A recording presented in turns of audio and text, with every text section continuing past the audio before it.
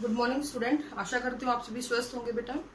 Last lecture में हम लोगों ने डीएनए के बारे में बात की थी। आज हम बात करेंगे डीएनए पैकेजिंग के बारे में। So first of all, what is the meaning of DNA packaging. तो पैकेजिंग आप समझते हो किसी भी चीज को पैक कर देना। लाइक आपने कोई गिफ्ट लिया, उसको पैक करवा दिया, तो डब्बे में बंद करके रैप करवा दिया। तो ऐसे ही डीएनए की पैकेजिंग की हम लोग बात करेंगे। The first of all things की पैकेजिंग की जरूरत क्या पड़ेगी। ऐसे ही ठीक था, पड़ा रहता, न्यूक्लियस के अंदर तो रहना था। बट आपको सबको ये बात बहुत अच्छे से पता है कि लगभग 0.34 नैनोमीटर का जो डिस्टेंस होता है 2 बेस पेयर में होता है। 2 बेस पेयर के अंदर लगभग 0.34 नैनोमीटर का डिस्टेंस रहता है। दूसरी चीज, या फिर इसको आप 3.4 आर्मस्ट्रॉन्ग भी लिख सकते हो, कंफ्यूज नहीं होना है, यूनिट की वजह से चेंज हो रहा है ये। इसके अलावा जो दूसरी इंपॉर्टेंट चीज आती है कि हमारे ह्यूमन के अंदर लगभग 6.6 मल्टीप्लाई बाई 10⁻⁹ बेस पेयर है। तो इसका मतलब ये हुआ कि इतने डिस्टेंस और इसकी इतने बेस पेयर की वजह से अप्रोक्सीमेट अपना जो डीएनए है, ह्यूमन का जो डीएनए है, it is of 2.2 metre. 2.2 metre का वो हो जाता है। अब आप इमेजिन करो 2.2 मीटर कितना होगा, आपके हिसाब से कितना मानते हो। 2.2 मीटर होता है अप्रोक्सीमेट। जो आपकी मम्मी चुन्नी वगैरह उड़ती है ना, वो 2.5 मीटर की होती है, आजकल 2.25 मीटर की आ रही है। और जो आपका साइज ऑफ न्यूक्लियस है बेटा, साइज ऑफ न्यूक्लियस जो है वो है सिर्फ और सिर्फ 5 माइक्रोमीटर। 5 माइक्रोमीटर। अब इतना बड़ा डीएनए इतने सी जगह में कैसे अकोमोडेट होगा, कैसे अपने आप को सेट करेगा। वो सेट करेगा बाय कॉम्पैक्टेशन, वो कॉम्पैक्ट हो जाए, एंड पैकेजिंग। तो पैकेजिंग और कॉम्पैक्टेशन की हेल्प से उसको डीएनए को न्यूक्लियस के अंदर अकोमोडेट कर दिया जाएगा। ठीक है, तो इस तरीके ये जो एक अल्टरनेट है आपके पास, इतने बड़े डीएनए को इतने से न्यूक्लियस के अंदर अकोमोडेट करने के लिए। अब अगर हम प्रोकैरियोट्स ऑर्गेनिज्म की बात करें, तो प्रोकैरियोट्स में न्यूक्लियस जैसी कोई स्ट्रक्चर होती नहीं है। तो साइटोप्लाज्म के अंदर ही आपका जो डीएनए है वो पड़ा हुआ है। तो ये जो डीएनए होता है, ये कुछ आरएनएज और कुछ non histone proteins like polyamines which are basic protein है, ये बेसिक प्रोटीन होते हैं। इसके साथ जुड़ के क्या बना लेता है, एक कॉम्पैक्टेशन कर लेता है। और किस चीज को फॉर्म करेगा, कॉम्पैक्टेशन करके न्यूक्लियोइड को फॉर्म करेगा। ठीक है, न्यूक्लियोइड को फॉर्म कर देता है। और इस तरीके से प्रोकैरियोट्स में डीएनए की कॉम्पैक्टेशन होगी, क्योंकि डायमीटर तो सेल बहुत छोटी होती है, डायमीटर तो बहुत बड़ा हो जाता है। तो उस केस में आरएनएज और पॉलीअमाइंस जो होते हैं, बेसिक प्रोटीन है ये सारे मिलके कॉम्पैक्ट करेंगे, रिकॉइलिंग करेंगे, कॉइलिंग करेंगे। पहले तो कॉइल कर दिया, फिर और रिकॉइलिंग कर दी, तो इतना छोटा उसको बना दिया जाता है कि वो इजीली सेट हो जाता है। और जब वो लास्ट की स्ट्रक्चर आपको मिलती है, उसको क्या बोलते हैं बेटा, न्यूक्लियोइड बोलते हैं। तो इस तरीके से हमारे पास 2 टाइप ऑफ प्रोटीन होती हैं। 2 type of basic proteins we have. First histone protein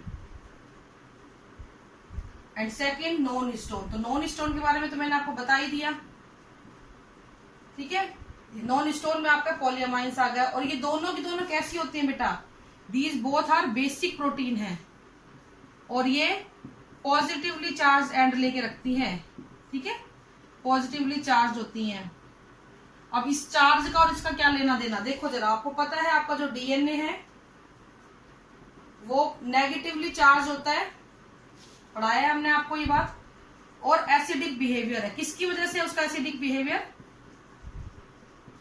किसकी वजह से उसका एसिडिक बिहेवियर, उसका एसिडिक बिहेवियर है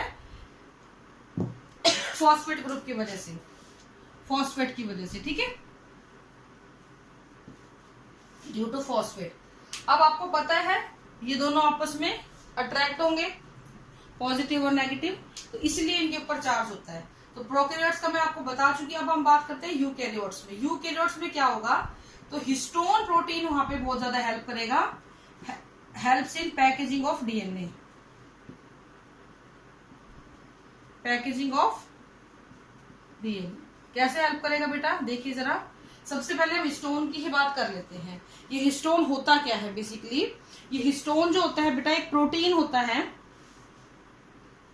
जो लाइसिन और आर्जिनिन रिच होता है। Lysine and arginine rich protein है। किसके रिच? लाइसिन और आर्जिनाइन अमीनो एसिड के नाम है बेटा। ये बहुत ज्यादा अमाउंट इसमें पाया जाता है। ये 5 तरीके का होता है, 5 टाइप्स से मिलके ये बनता है। H1, H2A, H2B, H3 और H4। ठीक है, 1 2 3 4 5। इनमें से जो ये लास्ट के 4 हैं, these all are occurs in pair. ये पेयर में मिलते हैं जबकि ये सिंगल मिलता है। तो 4 हो गए और पेयर में मिल रहे तो कितने हो गए टोटल? 8। तो ये सारे मिलके क्या बनाते हैं? स्टोन ऑक्टामर बनाते हैं। ऑक्टा मतलब 8। इसको न्यू बॉडी भी बोल देते हैं या कोर ऑफ न्यूक्लियोसोम भी बोल दिया जाता है। Core of nucleosome. तो इस तरीके से ये होता है। तो अगर मैं इसका डायग्राम बनाऊं तो आपको ऐसे देखने को मिलेगा, गोल सी स्ट्रक्चर होती है और एक ऐसे। तो जो ये वाला है ये कोर है या फिर न्यू बॉडी है। आपको पता है न्यू बॉडी किससे बनती है? 8 इनसे बनती है। 2 ये 2 ये 2 ये और 2 ये, 2 दूनी 4 4 दूनी 8। और इस तरीके से अरेंज होते हैं और इनके सबके पॉजिटिव एंड बाहर की तरफ होंगे। तो इनके सबके क्या होंगे? पॉजिटिव एंड बाहर की तरफ होने का मतलब क्या है? जब डीएनए इसके ऊपर लिपटेगा तो negatively charge DNA easily in positive and पे जुड़ जाएगा। ठीक है, तो इस तरीके से ये होता है। ठीक है, नेक्स्ट हम बात करते हैं कैसे उसके ऊपर अटैचमेंट होगी। तो लगभग जैसे डीएनए आया फॉर एग्जांपल, एक चक्कर पूरा लेगा। ठीक है, अगले राउंड में नीचे से जैसे यहां से आ गया 3/4 चक्कर लेके वो बाहर निकल जाए। ठीक है, ये राउंड उसने पूरा लिया एक चक्कर तो, लेकिन अगले राउंड में वो क्या होगा? पूरा चक्कर ना लेके 3/4 राउंड लेके ही वो बाहर निकल जाता है। तो अप्रोक्सीमेट हम ये मानते हैं कि हमारा जो डीएनए है उसके लगभग 166 बेस पेयर होते हैं जो एक ऑक्टामर को घेरते हैं। यानी एक चक्कर पूरा लिया, पूरा बॉल से एक बॉल है, उस पूरी बॉल को कवर कर लिया। अब दूसरा राउंड जब उन्होंने शुरू किया तो आधे से ज्यादा करते ही वो बाहर निकल गया। यानी पूरा राउंड नहीं लिया, 3/4 करते ही वो बाहर निकल गया। और कहाँ चला गया बेटा? H1 यूनिट के पास चला जाता है। कहाँ पे चला जाता है बेटा? H1 यूनिट के पास चला जाता है। इस स्ट्रक्चर को हम लोग बोलते हैं न्यूक्लियोसोम।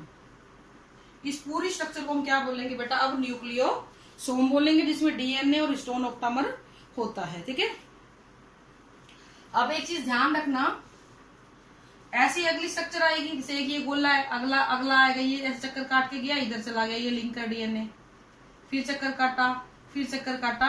तो ये जो डीएनए है, ये बीच वाला डीएनए जो 2 अलग अलग न्यूक्लियोसोम को जोड़ता है, इसको हम क्या बोलते हैं बेटा? लिंकर डीएनए बोलते हैं। क्या बोलते हैं? लिंकर डीएनए बोलते हैं। और ये न्यूक्लियोसोम और लिंकर डीएनए मिलके क्या बनाता है? क्रोमेटोसोम बनाता है। अब देखो जरा, अगर कोई ऐसे स्ट्रक्चर है, रैंडमली बना दी मैंने, तो ऐसे लग रहा है ना जैसे कोई मोतियों की माला है, ऐसे ही लग रहा है।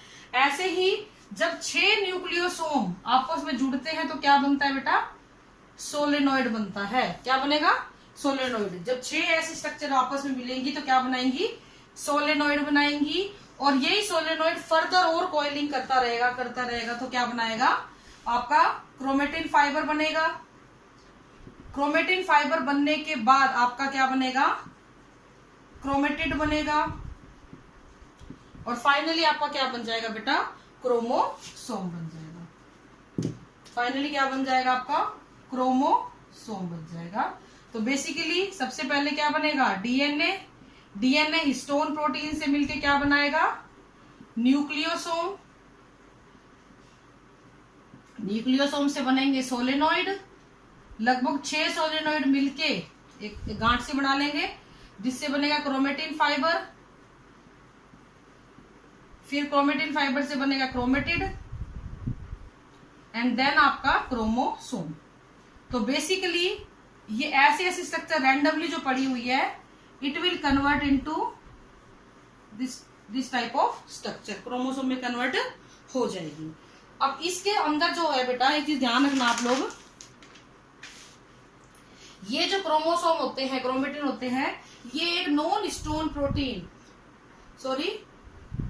NSC होती है, नॉन हिस्टोन क्रोमोसोमल प्रोटीन इसको हम बोलते हैं, एनएचसी प्रोटीन के ऊपर अटैच हो जाते हैं। स्कैफोल्ड होता है ये, स्कैफोल्ड मतलब जैसे फांसी का फंदा होता है ना, ऐसे उसके ऊपर अटैच हो जाते हैं।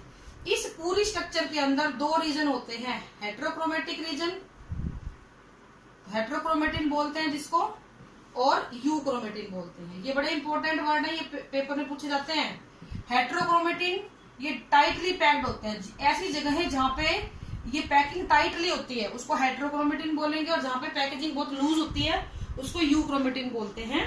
यूक्रोमेटिन जो है लाइट स्टेन्ड होते हैं, इनको अगर कलर करोगे तो इसकी स्टेनिंग क्या होती है, काफी लाइट होती है, जबकि इसकी काफी डार्क स्टेनिंग होती है। तो अगर आपने डीएनए को कलर कर दिया तो कुछ हिस्से डार्क मिलेंगे, कुछ हिस्से लाइट मिलेंगे। डार्क वालों को बोलेंगे हेट्रोक्रोमेटिन, लाइट वाले को बोलेंगे यूक्रोमेटिन।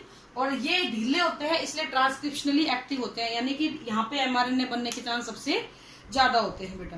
तो this is all about the DNA packaging. Tomorrow will discuss the next topic. Thank you, have a nice day.